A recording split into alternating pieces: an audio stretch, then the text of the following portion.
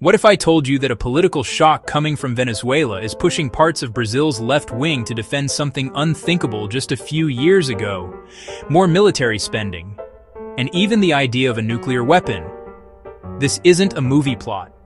This is real Brazilian politics in 2025, and the implications go far beyond South America. Today's story reveals how a regional crisis is reshaping ideology, exposing fears of foreign intervention, and forcing Brazil to rethink its role in global security. Stay with me, because what starts as a dispute next door could quietly change the balance of power in the Western Hemisphere. The trigger for this shift is Venezuela. As tensions rise around the Maduro regime, with constant military pressure, sanctions, and the fear of external intervention, Brazilian political leaders are watching closely.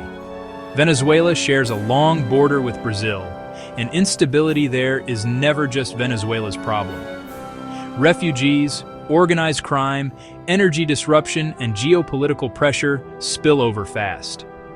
Inside Brazil's Workers' Party, known internationally for its progressive and anti-militarist stance, a debate has erupted. Some members now argue that Brazil is dangerously unprepared to defend itself in a world where power is enforced by force, not speeches. Here's where things get truly surprising.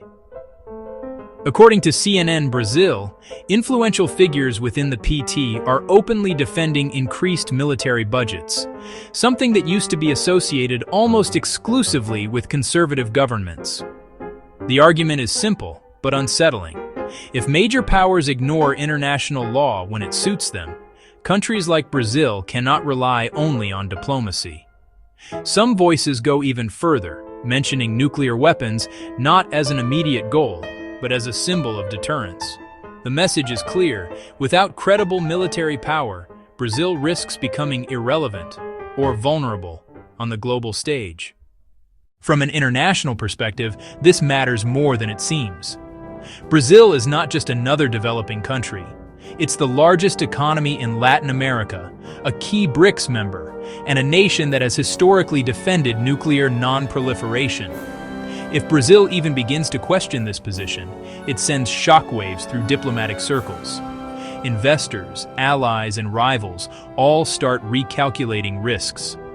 A stronger Brazilian military could reshape South American security dynamics, challenge U.S. influence in the region, and alter how global powers engage with Latin America as a whole. So, the real question is not whether Brazil wants bombs or tanks. The real question is what kind of world Brazilian leaders believe they are entering. A world ruled by rules or by force. What we are seeing now is fear translating into policy discussions that were once taboo.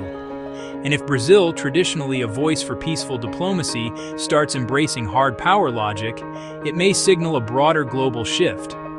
Because when even the most cautious players start preparing for the worst, it usually means the world is entering a far more